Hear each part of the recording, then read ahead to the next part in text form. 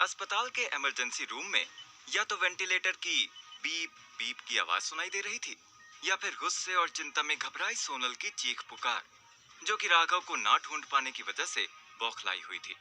तभी सोनल के मोबाइल पर एक फोन आता है। बॉडीगार्ड उसे घबराते हुए बताता है, मैडम, सॉरी मैडम, हम पूरी कोशिश कर रहे हैं उसे ढूंढने की। हमने तो पूरा शहर छान मारा, लेकिन राघव का कुछ पता नहीं चल पा रहा है। ऐसा लग रहा है मानो वो हवा में कहीं गायब हो गया हो। तभी वहां पर मौजूद डॉक्टर मेहरा ने टोंट मारते हुए कहा, ये सुनहरी सुई लगा लगा कर ठीक करेगा पेशेंट्स को, अब वो राघव। डॉक्टर माथुर, मैं बता रहा हूँ, राघव एक ठग है और कुछ नहीं। आप खामखा अपना समय बर्बाद कर रहे हैं और इस बच्चे की जान जोखिम में डाल रहे हैं। डॉक्टर माथुर ने भी उन्हें पलट कर जवाब दिया, oh shut up doctor Mehra. Sonal ji, हमारे पास अब ज्यादा वक्त नहीं है। बच्चे की हालत बिगड़ती जा रही है। अगर कुछ और घंटों में राघव का पता नहीं चला तो। सोनल ने गुस्से में उनकी बात काटते हुए कहा, कुछ नहीं होगा मेरे बेटे को। मैं इतना डोनेशन देती हूँ आपके अस्पताल को, जिससे हजारों मरीजों की जान बचती है, और आज जब बात मेरे बेटे पर आई तो आप लोग हाथ खड़े कर रहे हैं। मैं बता देती हूँ, अगर मेरे बेटे को कुछ भी हुआ तो मैं रातों रात आपके अस्पताल को मिट्टी में मिला दूंगी। दूसरी तरफ दोनों बॉडीगार्ड सोनल से फोन पर बात करने के बाद राघव के पिता के घर पहुंचते हैं, जहां एक औरत पहले से ही रह रही होती है। जैसे ही वो उस औरत से राघव के बारे में पूछताछ करने लगते हैं, वो थोड़ी नाराज हो जाती है और जल्दबाजी में घर का सामान बाहर फेंकने लग जाती है। वो दोनों बॉडीगार्ड समझ ही नहीं पाते कि हो क्या रहा है, और वो कुछ समझ पाते उससे पहले ही राघव अपने पिता के साथ वहां आ जाता है और वो बॉडीगार्ड को देखकर उन पर टूट पड़ता है। तुम बिगड़े अमीर लोग, तुम क्या सोचते हो? तुम अमीर हो तो कुछ भी करोगे। तुम्हारी हिम्मत कैसे हुई मेरे घर आकर हमारा सामान बाहर फेंकने की? तुम लोगों को तो मैं बताता हूँ अब। बॉडीगार्ड उसे बताता है, इन सब के जिम्मेदार हम नहीं, बल्कि वो औरत है। राघव उसे देखकर चौंकते हुए उससे पूछता है, तुम कौन हो और हमारे घर के अंदर क्या कर रही हो? राघव उस औरत के बारे में और वहां क्या चल रहा है उसके बारे में कुछ पता लगा पाता कि उतने में ही दूसरा बॉडीगार्ड राघव से आकर कहता है, राघव सर जी, हमें सोनल मैडम ने भेजा है, हम आपको लेने आए हैं। हमारी सोनल मैडम के बेटे की तबीयत। राघव गुस्से में उससे पूछता है, मुझे तुमसे और तुम्हारी सोनल मैडम से कोई मतलब नहीं है। क्या पहले ही मेरे पापा और मेरी कम बेइज्जती हुई है जो अब और करने आए हो? चले जाओ यहाँ से अभी के अभी।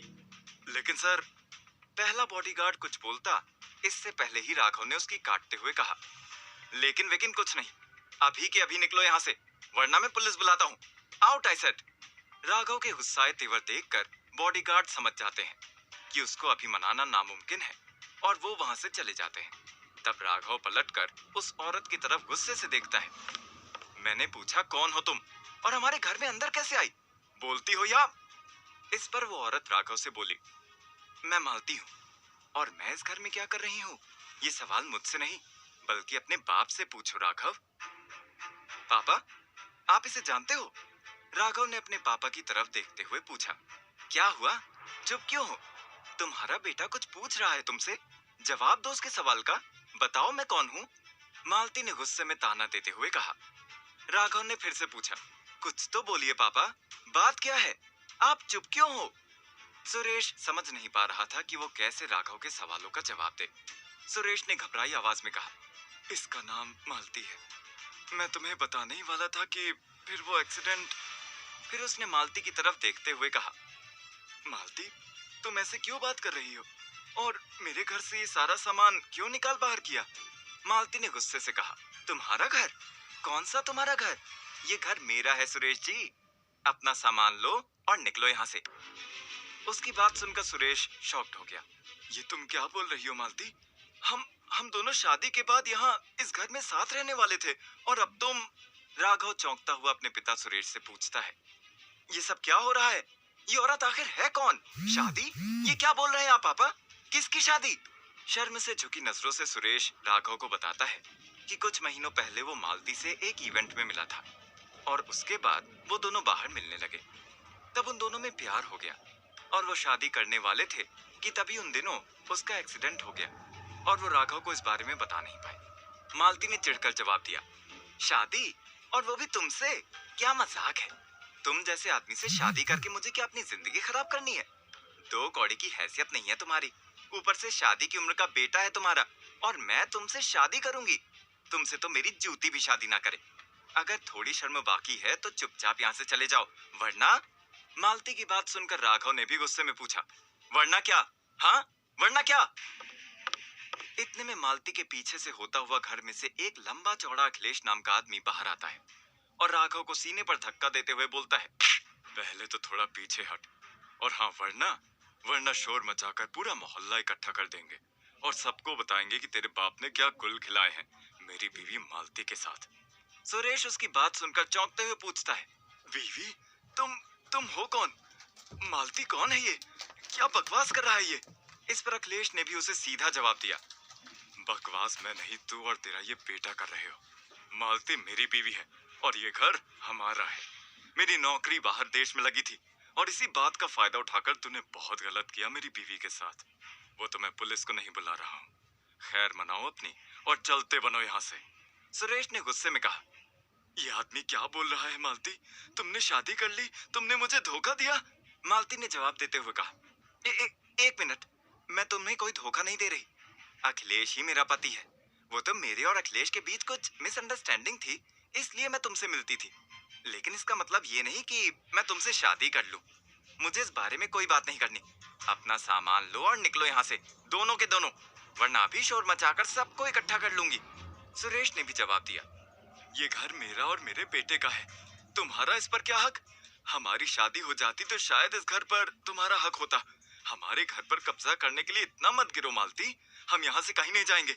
सुरेश के चेहरे पर एक अजीब सा डर साफ नजर आ रहा था, मानो उसे पता हो कि मालती जो कुछ कर रही है उसका कारण वो जानता हो। अखिलेश ने कहा, मैं भी देखता हूँ कैसे नहीं जाओगे तुम लोग यहाँ से। जब इज्जत की धज्जियां उड़ाते हुए पुलिस घसीट के बाहर करेगी तब अगले ठिकाने आएगी। राघव भी गुस्से में बोला, तुम क्या बुलाओगे पुलिस को? मैं बुलाता हूँ। ये घर मेरे पापा के नाम पर है और बाहर तुम लोग जाओगे, हम नहीं। अखिलेश ने जवाब दिया, तेरे बाप के नाम पर? क्या मजाक है। मालती डार्लिंग, जरा इन्हें कागजात तो दिखाओ। मालती अलमारी से मकान के कागज निकालती है जो कि साफ साफ बयान कर रहे हैं कि घर मालती के नाम पर है। क्या? ये तो, लेकिन घर तो हमारा, ये कैसे हो सकता है?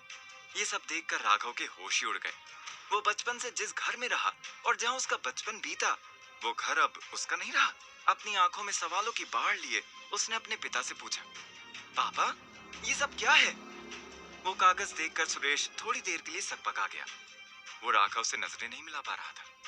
बताइए पापा, ये कागज तो लीगल है, ये इस औरत के नाम कैसे हुए? आपके साइन है इस पर। राघव के हाथ में घर के कागज थे। ये साइन खुद इसने किए हैं, खुद नाम किया है ये घर मेरे। मालती ने तीखे अंदाज में कहा, पापा कुछ बोलते क्यों नहीं आप? इस औरत ने आपसे जबरदस्ती साइन लिए है ना? आप बोलिए, मैं अभी इनका इलाज करता हूँ। राघव ने गुस्से में दांत पीसते हुए कहा। सुरेश की समझ में कुछ नहीं आ रहा था। उसका दिल जैसे हजारों टुकड़ों में बिखर गया हो। जिस मालती से वो प्यार करता था, जिससे वो शादी करके घर बसाना चाहता था, वो मालती पहले से ही शादीशुदा थी।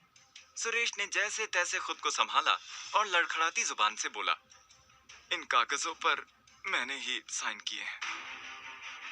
सुरेश की ये बात सुनकर राघव के तो होश ही उड़ गए और मालती और अखिलेश के चेहरे पर मुस्कान आ गई। कब और क्यों पापा? ये घर आपने लोगों के नाम क्यों किया? क्या आपको पैसों की जरूरत थी? बताइए आप, मैं जानता हूँ ये सब इन लोगों का रचाया प्रपंच है। क्यों किए आपने साइन? राघव ने सवालों की बौछार कर दी थी। क्योंकि अंधा हो गया था मैं, प्रेम हो गया था मुझे। पूरी जिंदगी अकेले रहने के बाद जब मालती मेरी जिंदगी में आई तो मुझे लगा अब मैं इसके साथ एक नई जिंदगी शुरू करूंगा। मैंने इससे सच्चा प्रेम किया। मालती को अपना एक काम शुरू करना था जिसके लिए उसे अपनी जगह की जरूरत थी। कुछ महीनों के बाद हम शादी करने ही वाले थे, इसलिए मैंने अपना घर इसके नाम करके इसकी मदद कर दी। मुझे क्या पता था कि मेरी भावनाओं के साथ खेल रही थी ये औरत। सुरेश ने सारी बात राघव को बताई। शर्म और तकलीफ से उसकी नजरें ऊपर नहीं उठ पा रही थी। इसने कभी मुझे नहीं बताया कि ये शादीशुदा है। मेरे साथ धोखा हुआ है राघव बेटा। देखो तो कैसे झूठ बोल रहा है ये आदमी। ये घर मैंने तुमसे खरीदा था पूरे 40 लाख रुपए में। मालती ने गुस्से में जवाब दिया। सुरेश उसकी बात सुन चौंकते हुए पूछता है, 40 लाख? कैसे 40 लाख? ये औरत झूठ बोल रही है, इसने कभी मुझे कोई रुपए नहीं दिए।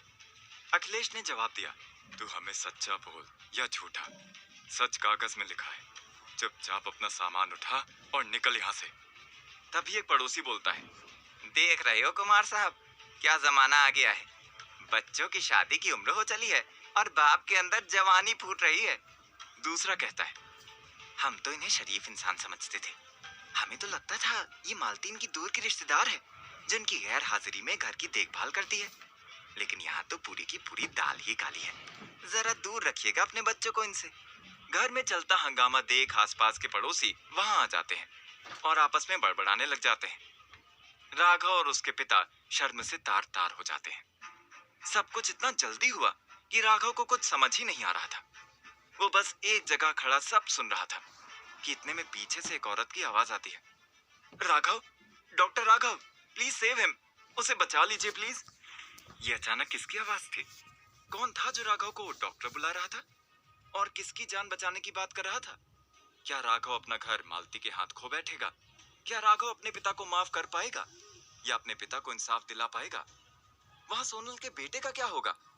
इन सभी सवालों के जवाब जानने के लिए सुनिए एक लाचार दामाद से सुपर दामाद बनने की कहानी, शो सुपर जमाई में।